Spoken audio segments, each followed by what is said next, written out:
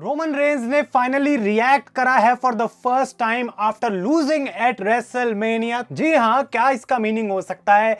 किस डायरेक्शन में Roman Reigns का करियर यहां से जाने वाला है? और सबसे बड़ी बात, क्या रोमन वर्सेस रॉ कभी भी होगा?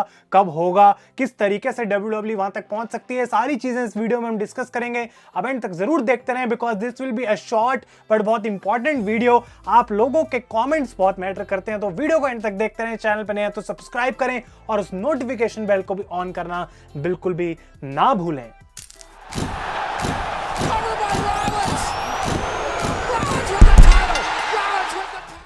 तो गाइस, मैं हूं आयुष, आप देख रहे हैं रेसल इंडिया। स्वागत है आपका आज की इस वीडियो में। And Roman Reigns after WrestleMania 37 भाई ट्वीट करते हैं जाके और लिखते हैं, yesterday I mourned, today is day 1।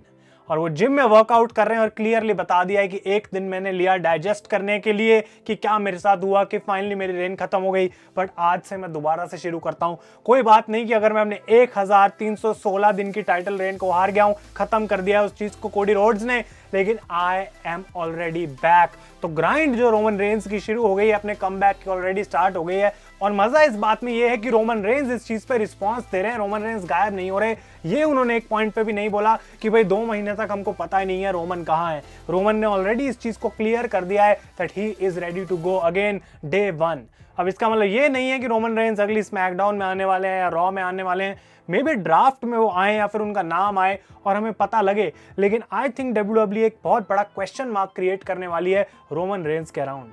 Question mark तो बहुत सारी चीजों पे है और इसीलिए मैं आपको बताना चाहता हूं कि असली अखाड़ा का एक नया एपिसोड आ चुका है, जहां पे हमने बात करी है बहुत सारे अपडेट्स के बारे में, रॉक कोडी वाली सिचुएशन, ड्राफ्ट के बारे में, और कहां पे WWE इस नई एरा में जाने वाली है। तो उसको अगर आपने चेकआउट नहीं करा है, नहीं सुना है, link is in the description. असली अखाड़ा ऑन स्पॉटिफाई, जाके इसको सुने। साथ के साथ रेसलमेनिया के रेटिंग्स का एपिसोड भी जो है वो लाइव हो चुका है, so make sure you actually listen to that. Roman Reigns के बारे में यह बोल रहा था कि आई डोंट थिंक WWE उनको ड्राफ्ट करेगी।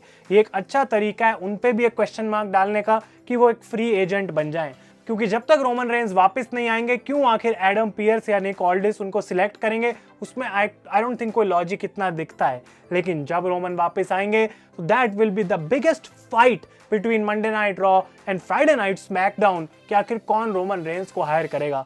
और इस पूरी चीज के अराउंड इतनी बड़ी स्टोरी लाइन बनाई जा सकती है कि रोमन रेंज कहेंगे कि भाई अब मेरे पास सारी पावर है, तुम्हें पता है मैं क्या कर सकता हूं। और इस पॉइंट पे रोमन को फर्क नहीं पड़ता टाइटल और no title. Roman Reigns is just coming to smash everyone और अपनी पोजीशन जो है वो नंबर 1 पोजीशन उसको रिक्लेम करना पड़ेगा किसी भी तरीके से। अब एक बहुत ही कमाल का फैक्ट भी जुड़ा हुआ है रोमन रेंज की इस डिफीट के साथ, जो कि था कि अप्रैल 7 को रोमन हारे 2024 और अप्रैल 7 2017 यानी कि सेम डेट थी जब कुछ साल पहले रोमन रेंज के real brother Matt Anoa'i passed away from a heart attack. और रोमन रेंज की कल डॉक्यूमेंट्री का भी एपिसोड 1 अगर आपने नहीं सुना है, उसका लिंक मैं नीचे डिस्क्रिप्शन में दे दूंगा। आज आप 1 बजे के अराउंड सेम टाइम कल जैसे एक्सपेक्ट कर सकते हैं एपिसोड नंबर 2, और वो बहुत ही कमाल का होने वाला है बिकॉज वहां पे हमें सुनने को मिलेगा, आप जानेंगे कि कैसे रोमन रेंज का स्ट्रगल रहा था अराउंड इस बेबी फेस रोल और कैसे उनका ल्यूकीमिया का जो थ्रेट है उसने उनकी करियर को हमेशा के लिए चेंज भी कर दिया था। तो उस चीज के लिए आप स्टे ट्यून्ड रहें। कोडी versus rock is the next big thing for the championship. I think SummerSlam में या फिर उस टाइम के आसपास मुझे लगता है WWE इस मैच को करेगी। ये वो मैच नहीं है जो अगली रेसलमेनिया में होगा, आई डोंट थिंक सो। लेकिन अगर रॉक बिकम्स द चैंपियन और even if rock does not become the champion, ये क्लियरली रॉक ने दिखा दिया कि वो जो वापस आए थे WWE में, रोमन को हेल्प भी करने से ज्यादा उनका जो मेन गोल था वो था चैंपियनशिप को जीतना। इसीलिए जब पहली बार रॉक वापस आए थे, उन्होंने रोमन रेंज के साथ एक मैच मांगा था और वो दिखाना चाह रहे थे मैं तेरा भाई हूं, ताकि उनको कुछ करना ना पड़े, रोमन से ऐसे ही मैच मिल जाए।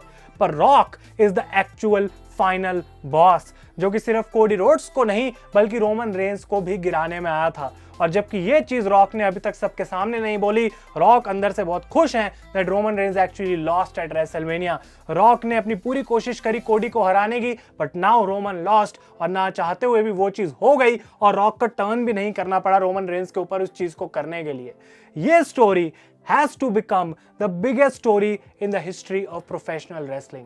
और रोमन रेंज वर्सेस रॉक का जो ड्रीम मैच था, आई डोंट नो कि रेसलमेनिया 41 में होगा, रॉयल रंबल में होगा, सर्वाइवर सीरीज में होगा, डोंट केयर एट ऑल। लेकिन अगर रेसलमेनिया 41 में ये चीज करी जाती है और रोमन रेंस तब अपने आप को अलग अलग सिचुएशंस में ढूंढ रहे हैं, उसके बाद वो एंड अप करते हैं and as the tribal chief he wins the damn Royal Rumble to go against the final boss.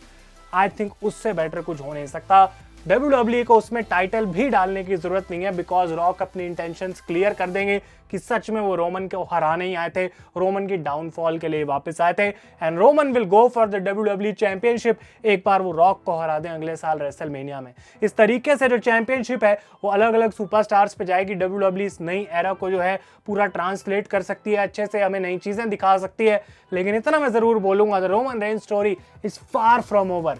ये जो रोमन रेंज ने काम किया है 4 साल, वो ऐसे ही नहीं किया है। यहाँ से जो लीड करेगा, ट्रिपल एच ने जो बात बोली कि वो अपनी बेस्ट पॉसिबल स्टोरी में जाएंगे जो सबका दिमाग घुमा के रख देगी, एग्जैक्टली गाइस वही होने वाला है। आई थिंक अगर रोमन वापस आते हैं और सीधा रॉक के पास नहीं भी जाएंगे, ड्रू मैकिंटायर, CM पंक, कोडी रोड्स, अगर ब्रॉक लेसनर आते हैं वो possibility and endless more superstars, Randy Orton, I don't know कितने सारे ऐसे लोग और हैं जिसके अगेंस्ट जा सकते हैं Roman. And one more name who is about to come back soon is Seth Rollins. उनके कैरेक्टर पे अगर आप वीडियो देखना चाहते हैं कि कहां पे इसके बाद सेथ रॉलिंस जाएंगे तो definitely let me know in the comments below. और इस पूरे कैरेक्टर में जो एक बड़ी चीज और ऐड WWE करने वाली है, जिसके बारे में कोई इतनी बात नहीं कर रहा है, कि रोमन रेंस अकेले वापस नहीं आने वाले।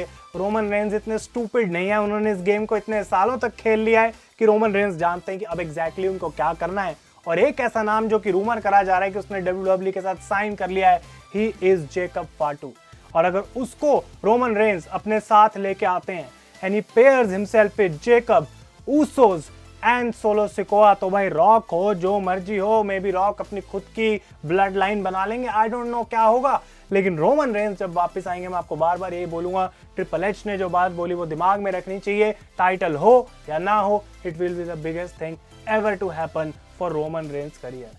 और इस वीडियो को मैं और खींचूंगा नहीं, क्योंकि आप लोगों से मैं कमेंट्स में एक क्वेश्चन पूछना चाहता हूं एंड द क्वेश्चन इज कि आपके हिसाब से रोमन रेंस जब वापस आएंगे तो वो किसको टारगेट करेंगे, who will be the first opponent Roman Reigns goes against, और क्या आप rock versus Roman without a title के फेवर में हैं एट रेसलमेनिया 41?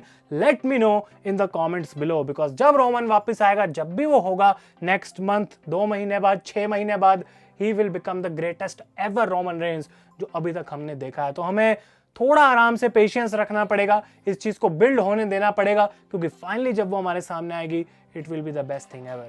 अपने ओपिनियंस कमेंट्स में बताएं, वीडियो अच्छी लगी तो लाइक करें। तब तक के लिए guys, thank you so much for watching, stay tuned for episode 2 Roman documentary. मैं हूं आयुष और आप देख रहे हैं रेसल इंडिया।